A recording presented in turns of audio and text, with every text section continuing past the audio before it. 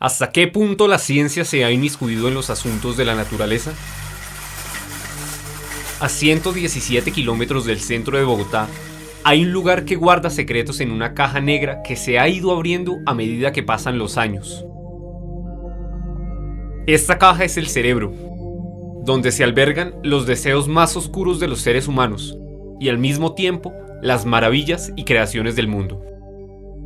Pero, ¿cuál ha sido el miedo a seguir indagando en el cerebro? Los seres humanos nos hemos convertido en dioses que desean manejar la naturaleza a nuestro antojo. Evolucionar es sinónimo de destruir. Naturaleza no es sinónimo de humanos.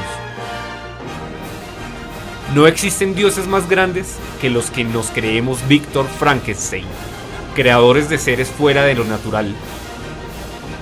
Su esencia golpea la esencia misma de nuestro ser. Durante los últimos 5 años, hemos descubierto más sobre el cerebro que durante los últimos 5.000 años. Los científicos han descubierto que el cerebro es la herramienta que utilizamos para detectar el dolor en nuestro cuerpo. Sin embargo, el cerebro por sí mismo no tiene receptores de dolor. ¿No es acaso esto una inteligencia superior? ¿No es entonces el cerebro humano el Dios que la humanidad lleva buscando durante tanto tiempo? Un Dios que lastima, pero no siente. Tecnología, hombre y ciencia parecen ser la moraleja del siglo XXI. Moraleja que unos la entendieron mejor que otros. Analizando la radiografía que le hicimos a Juan Carlos, encontré que en su cerebro hay un procedimiento quirúrgico bastante raro. No coinciden las conexiones neuronales que tiene entre su cerebro y su médula espinal, puesto que las conexiones son diferentes entre cerebro, cerebelo, tálamo, hipotálamo y todos los componentes que tiene en su cabeza, lo cual quiere decir que hubo algo muy misterioso que no podría afirmar que le hayan hecho un trasplante de la mitad o una parte de su cerebro, pero que sí es cierto que no concuerda con la forma de ser, las actitudes y las conexiones que debería tener una persona normalmente.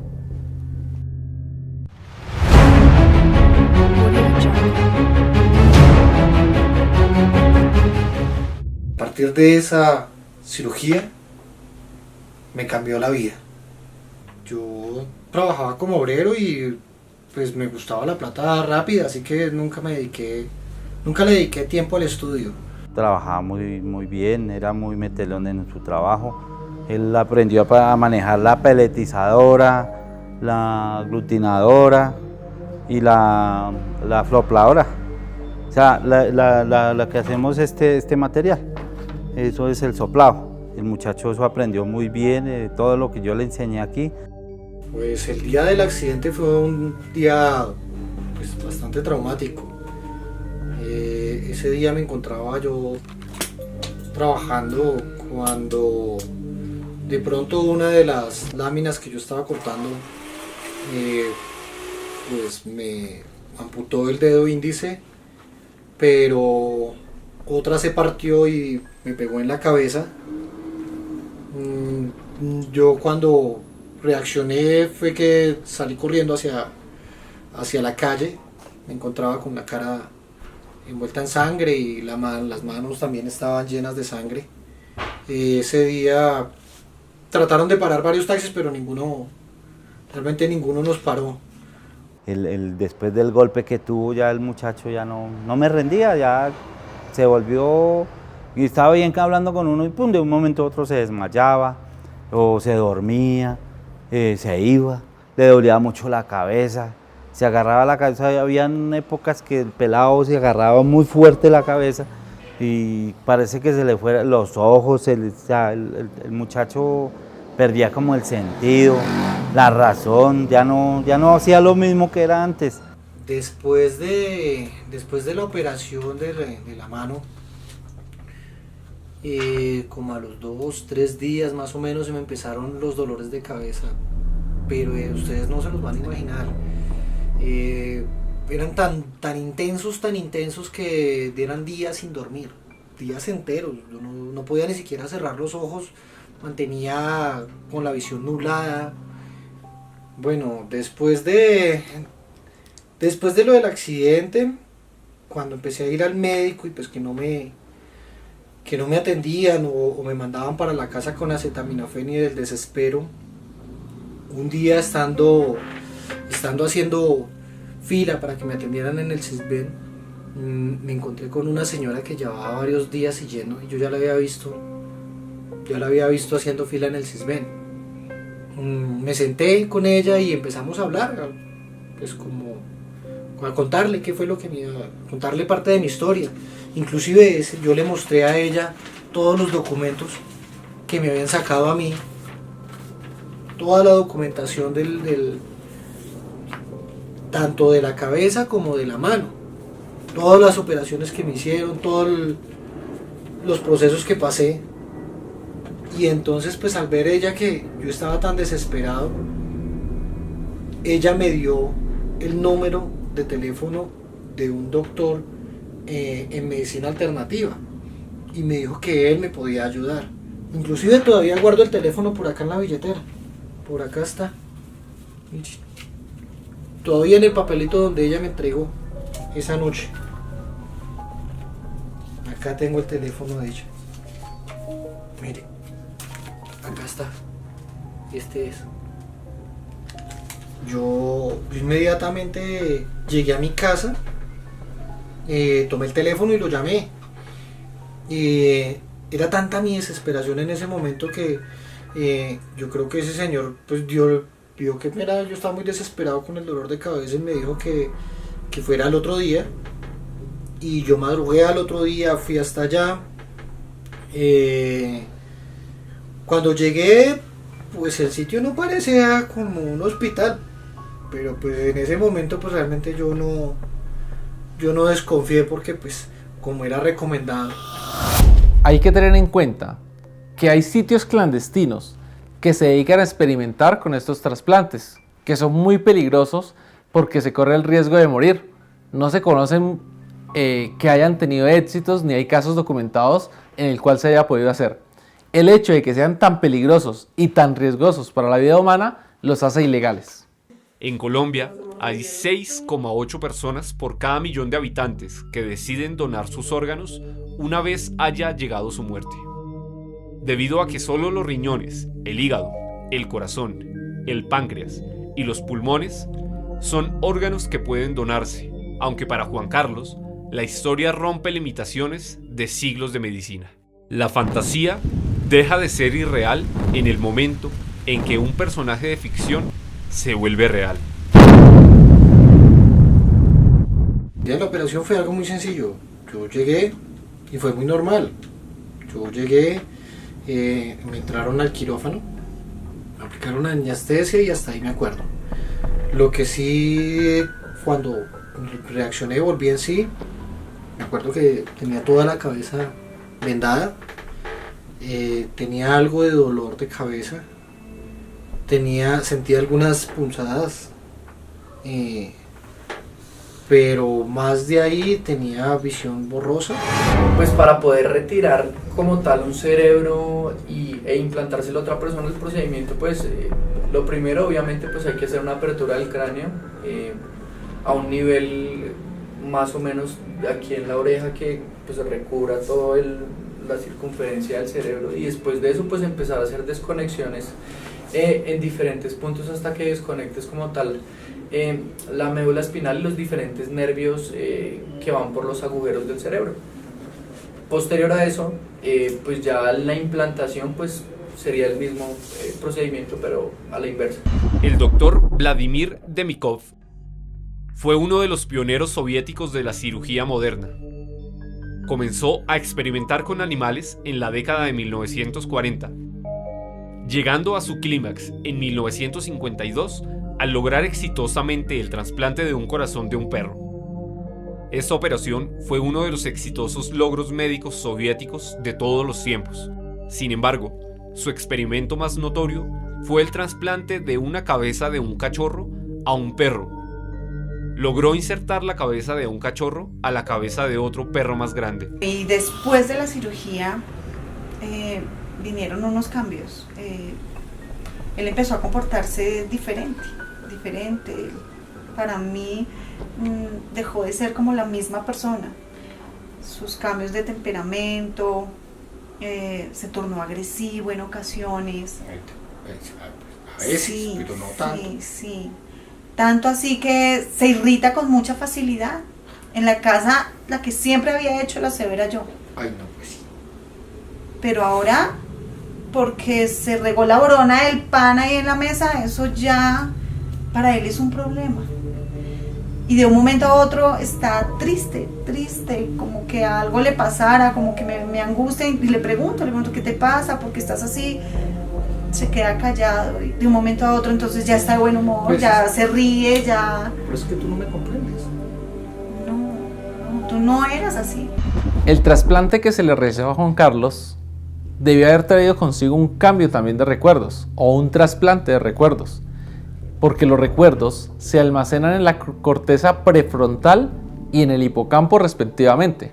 Pues igual yo lo dejé seguir trabajando ahí, pero pues el pelado ya no hacía lo mismo del plástico, sino él ya ponía atención era en otras cosas, ya estaba muy más ya el plástico ya perdió el conocimiento del plástico, lo perdió totalmente, él ya no conocía el plástico de alta, de baja. En cambio, él era los números. Yo me puse a verlo algún día y el pelado haciendo una suma, una multiplicación, ese pelado no estudió ni nada, de un momento a otro comenzó a estudiar, a leerse libros de matemáticas. Ya eso súmale, pues, que pues en la intimidad estamos y tiene una ficción con mis pies, los coge, los besa, a toda hora quiere estar con mis pies. No más intimidad. Puede coger y trasladar este cerebro y suponer que la esencia de este ser humano va a seguir habitando dentro de este nuevo cuerpo. Prefiero no tocarlo, se vuelve algo de discusión de parte de los dos, entonces lo he dejado así. Pero yo estoy segura que allá le hicieron como ese cambio de cerebro. Y segundo, habría que ver si realmente esa personalidad se traslada con el órgano o no.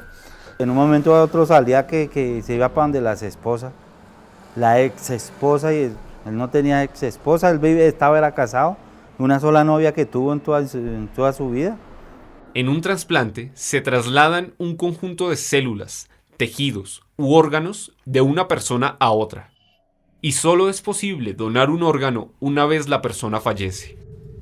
Uno de los detalles más curiosos que me sucedió fue que un día tomé el teléfono, marqué un teléfono, me contestó una dama, me empecé a decirle: hola amor, ¿cómo estás? ¿Cómo te ha ido? De pronto la señora se queda un poco como callada, me dice: ¿con quién estoy hablando? Y le dije: pues a ver amor, pues con tu esposo. De pronto se quedó callada, empezó a llorar, me tiró el teléfono.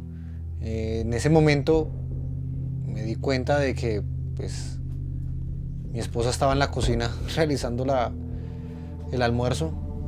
Entonces me quedé como pensativo y me sucedió varias veces. Los científicos observaron que tanto el amor como el deseo sexual activan diferentes áreas del núcleo estriado. Pudieron haberse mezclado con los recuerdos del cerebro extraño en la corteza cerebral, en alguna zona entre el lóbulo temporal y el lóbulo frontal. Y por eso Juan Carlos recuerda a una mujer que cree que es su ex esposa. Ahora vamos a proceder a llamar a la señora Mariluz, ya que Juan Carlos nos dio el contacto de la señora, esa persona a la que ha recordado tantas veces. Vamos a ver quién es y de quién se trata.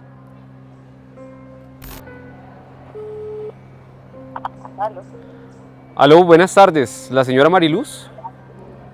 Buenas tardes, ¿sí, señor, con ella? Mira, mucho gusto, yo soy Alejandro, yo soy un investigador de la Universidad Externado y queremos pedirte, a ver si nos concedías a nosotros, por favor, una entrevista, porque queremos hablar un poco acerca. Mira, es una persona que seguramente tú ya has escuchado, porque, pues bueno, se trata de Juan Carlos, y a ver si podíamos tener una entrevista, que nos concedas una entrevista para hablar sobre tu esposo, sobre Camilo Suárez, a ver si es posible, para ver cuándo la podríamos concretar. Yo no quiero saber nada de ese señor Juan Carlos. No quiero saber ni hablar de nada de lo que tenga que ver con ese señor y menos de la muerte de mi esposo. Mi esposo está muerto. Mi esposo está muerto y enterrado. Déjenos en paz. Ese señor Juan Carlos está loco, desquiciado. No sé qué les sucede. Déjenos en paz a mi hija y a mí, por favor. Sí. Colgó. En vista de que la señora Mariluz no nos concedió la entrevista, logramos contactar a su hija Viviana Suárez. Vamos a ver qué pasa.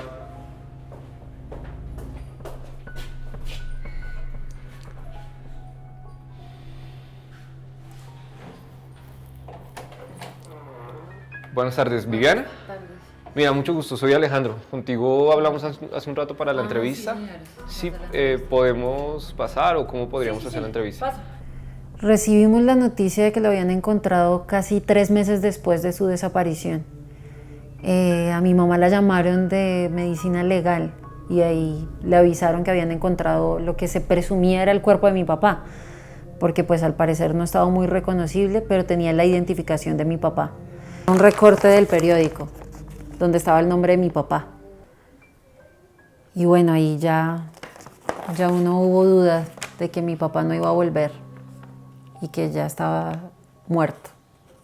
Depende del origen del órgano, aunque normalmente el donante no debe conocer mucho, un sentimiento de culpa por portar un órgano de otro ser humano, una preocupación constante que puede entrar casi dentro de lo patológico, de decir que ese órgano está cambiándole la vida. Para conservar un cerebro en buen estado después de la muerte, tiene que haber pasado un plazo menor a 2 horas y debe ser conservado a menos de 4 grados en un estado de hipotermia. Mantenerlo en su propia sangre lo ayuda a disminuir los procesos de degradación celular, según la investigación de la Universidad de New Graham. Hay algunas mentes que como humanidad quisiéramos prolongar un poco, si pensamos en Oppenheimer, si pensamos en Einstein, si pensamos como en estas capacidades superiores, y uno simplemente para evitar que se extinga puede coger y trasladar este cerebro y suponer que la esencia de este ser humano va a seguir habitando dentro de este nuevo cuerpo y tenemos un Einstein que se pueda desarrollar y seguirse nutriendo durante 200 o 300 años. Primero habría que ver si el tipo se lo mama y segundo habría que ver si realmente esa personalidad se traslada con el órgano o no. Frankenstein se trata de un ser creado a partir de partes diversas de cadáveres diseccionados. Pareciese que Frankenstein fuera un profeta del futuro, de lo que seríamos en unos años, seres hechos de objetos, siliconas, seres inertes. ¿O acaso no somos eso? ¿Sería entonces esta la razón por la cual no podríamos seguir descubriendo los alcances a los que podría llegar la capacidad de nuestro cerebro? ¿Pasar de hacer simples operaciones matemáticas a querer modificar nuestro propio cerebro, su Dios? Que estas células madres son células totipotenciales, luego con una estructura adecuada y con una guía de una célula de estas tú puedes sacar cualquier parte de tu cuerpo sobre tu mismo genoma. Ahí es donde para mí es un poco más complejo el tema que decir el de trasplantes, porque estaríamos casi que suponiendo un Frankenstein posible. Pero ¿qué pasa en el momento en que podamos imprimir un ser humano? ¿Qué pasa en el momento en que yo llegue a una tienda y diga quiero imprimir una novia con estas condiciones? En un trasplante de cerebro, para que una parte se conecte a la otra, hay que lograr conectar el área derecha del cerebro con la izquierda, a través de unas proteínas experimentales. Estas son la CUX-1, un factor de transcripción para que las neuronas de un feto creen conexiones celulares con otras, y un kV es 1 kilovoltio, la energía eléctrica necesaria para este proceso. Este método se usa para tratar a bebés recién nacidos que padecen de autismo, aunque este método nunca ha sido usado en cirugías neuronales. Pues lo que parece a simple vista un trasplante, deja de serlo cuando se indaga en el tema moral. La medicina como ciencia antes que nada, al médico como un científico que está por encima del bien y del mal, lejos de toda categoría moral. Ante la posibilidad de albergar en el cerebro de una persona el injerto de zonas cerebrales que pertenecieron a otro ser humano, se abre un universo de posibilidades científicas enormes sobre el cerebro. Una sociedad que se alimenta de sus propias ideas, en momentos como estos, es que un apocalipsis zombie empieza a cobrar más sentido. Por eso, el apetito por los cerebros. Apetito que se ha empezado a despertar en nosotros. Apetito por el conocimiento, por el saber. Apetito que termina por matarnos y destruirnos entre nosotros mismos.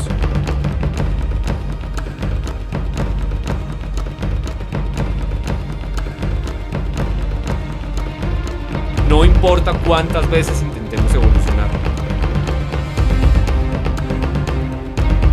Nuestro Dios es nuestro cerebro.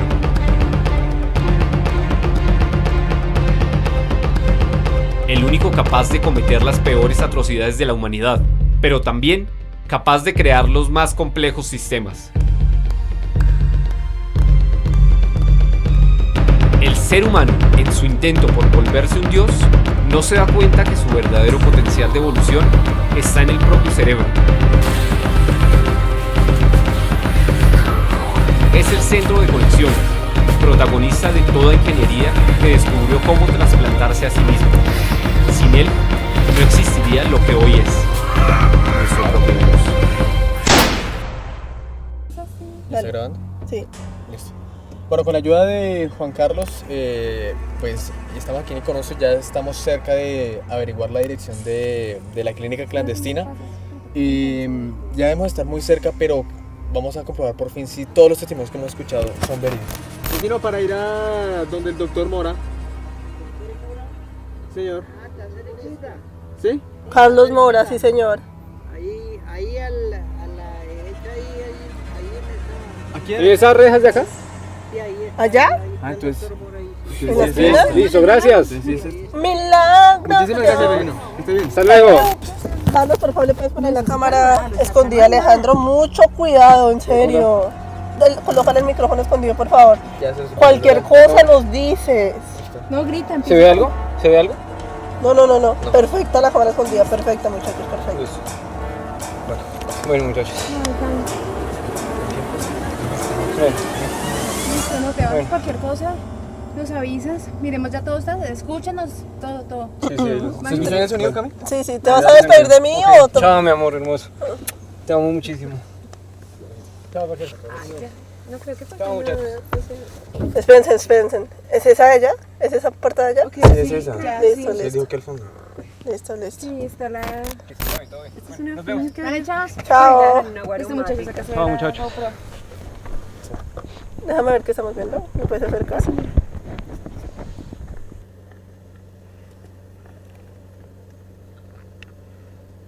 Buenas. Listo. Buenas. Ya está, muchachos, ¿qué hacemos? No sé, es que no... Pero será por ahí en una guaromata. ¿Cómo se llama el muchacho? Que no, le advertimos que no. Buenas tardes, ¿cómo está? Muy mal de esa gente. Vengo buscando al doctor Mora. ¿Qué tal echen veneno? Ni siquiera se puede tomar. Sí, señora. ¿Quién lo recomendó? Mire, mi nombre es Alejandro y lo que pasa es que un amigo de mi papá me dijo que viniera aquí. Llevamos buscándolo hartos días porque es que he tenido un dolor muy fuerte en la cabeza y es que en el médico no me han querido atender, o sea, he ido muchas veces ya al médico y no, nada que voy. ¿Usted me podría, por favor, dar una cita con el doctor? Bueno, siga, por favor. Listo, con permiso. Buenas tardes. Muy buenas tardes. Muy rara esa señora, ¿no? No, pues No, no, se ve pero mira la finca, tiene, o sea, no se ve mal. ¿Por dónde? A mí me parece que sí está medio feo. Tome asiento, siéntese, por favor. Listo, sí, señora. Sí, señor. Sí, mira, esa es la recepción.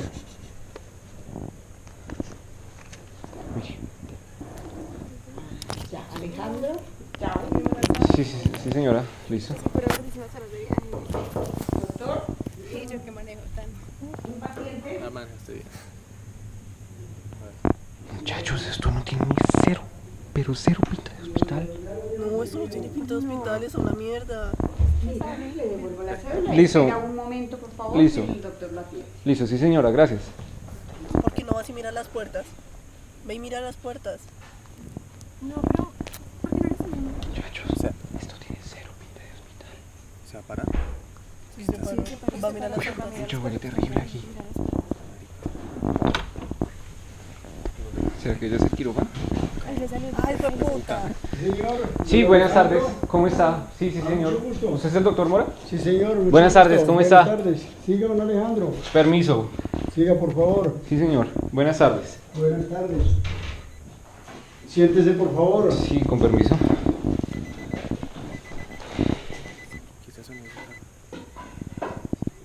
Doctor, lo que pasa es que estoy aquí porque me recomendaron que...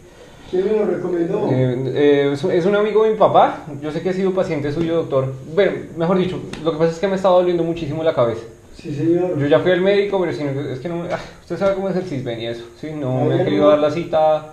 Nada, o sea, me tienen esperando, me tienen allá un montón de días sin nada que puedo concebir una cita. Ah, listo, ¿no? Llegó aquí a donde... ¿Dónde era? Sí, Listo, doctor. No, pues... Lo que pasa es que, mire, hace unos días yo estaba en mi casa y, bueno, estaba trasteando unas cajas y me tropecé. Y entonces me pegué en la cabeza durísimo. Y desde ese día tengo una jaqueca tremenda en la cabeza, me duele muchísimo, sobre todo la parte izquierda. Sí, a tomarle un TAC por lo que más se recomienda para esos golpes. Sí, señor. Entonces, pues yo quisiera que usted me diera como un diagnóstico o cómo sería el proceso. Pues sí, yo le examino, por favor, y miramos a ver. Listo, sí, señor. Con permiso. Siga. ¿Qué es esa mierda? Por favor. Por aquí. Sí, señor. Con permiso. Marica, tiene una mano de... Mira. ¿Qué es eso? ¿Es lo que tiene en los frascos? No, ¿qué son? Creo que son órganos, pero... Me duele mucho sobre todo este oído de acá. ¿Sí? Esta parte de acá, sí, Sí, que doctor. la tiene algo inflamada, pero tiene la vista bastante dilatada también. Y entonces, doctor. Y el corazón también está como palpitándole muy seguido. Yo creo que hay que mandarle un TAC, pero es que acá no me toca mandárselo hacer a otra parte y es una opción, pero la opción que tengo en este momento es de operarlo de urgencia. Pero, ¿cómo así? ¿Operarme aquí? De urgencia, tengo que operar el cerebro. No, doctor, no. No, más bien esperemos bien a la máquina, no se preocupe. O sea, en realidad yo no tengo ninguna afanancia, es un dolor, pero no. Pero no, fuerte. Miren la cara. Doctor, pues. No, es mejor que se opere. Es mejor que... Doctor, espere, ¿qué le pasa? Marica, está re... No, espere, señor, no, yo no me quiero operar. No, doctor. No, primero no se preocupe. No. ¿Para dónde va, hombre? Venga, ¿para dónde va? Muchachos, ayúdame. No, señor. No, yo no me quiero hacer nada. Chicos, no, en serio. Ayúdenme. Muchachos, ayúdenme. No, señor. No. Vamos. Ayúdenme, chicos. ¿Qué pasó?